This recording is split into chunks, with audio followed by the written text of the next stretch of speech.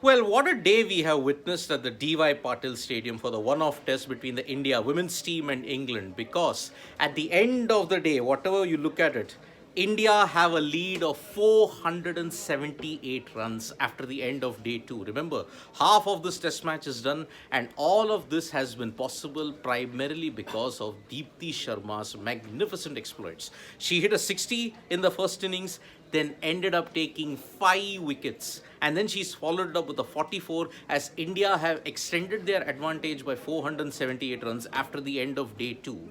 Now remember, if India manage to win this test match, it will only be their 6th test win ever in history, and it will only be their 3rd win at home. Remember, they won once against the West Indies in 1974 and 75 under the leadership of Shanta Rangaswamy, and then in 2014 they managed to win against South Africa in Mysore.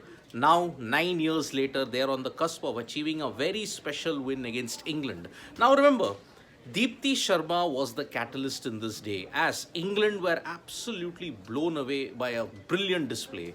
The last 6 wickets fell for 10 runs. And because of that, Deepti Sharma's 5 wicket haul ensured that India had a massive lead of over 250 runs. I mean, this was the score 428 and 136, a lead of 292.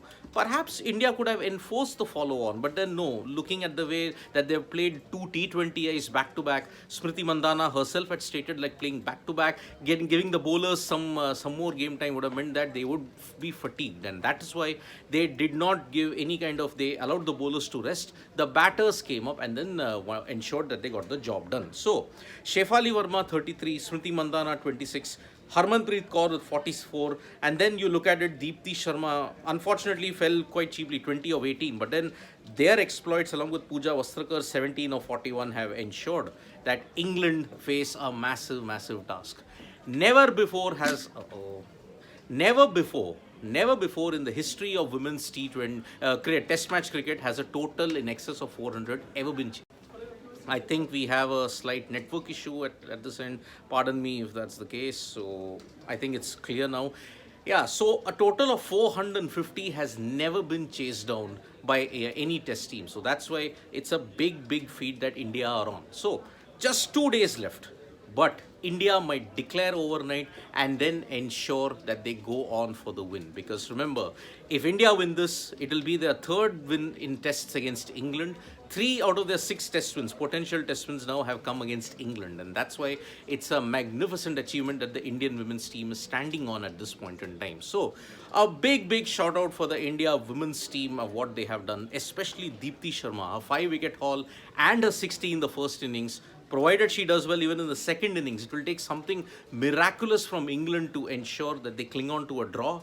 Otherwise, they are going to end up with a test loss and it will not be good news for them. So, after losing the T20I series 1-2, India will now be determined to win this test match. Remember, after 9 years, India is hosting a test match. And in more ways than one, a win here will force the BCCI to take women's cricket much more seriously and ensure that they organize more tests for India.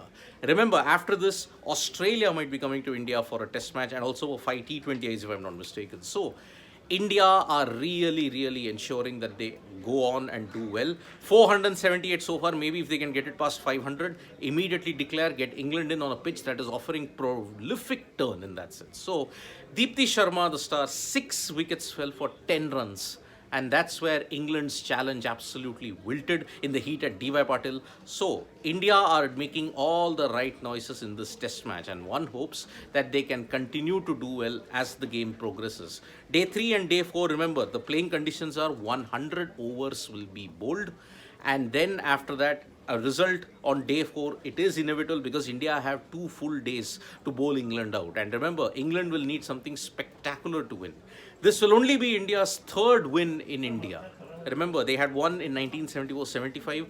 Then 40 years later, remarkably, they won in Mysore against South Africa. And now India are on the cusp of achieving something remarkable. So, History beckons on day 3 or day 4 for India. Let's see how they can go about it. We at Sports Today will be bringing you all the information that is there, and as the match progresses, we'll be the first to break it. So thank you so much, folks, for joining us for this live. We'll be back with more updates on Sports Today. Tap that bell icon so you know when we go live, and don't forget we are on Facebook, Twitter, and Instagram as well. And then more cricketing action coming up. Bye bye.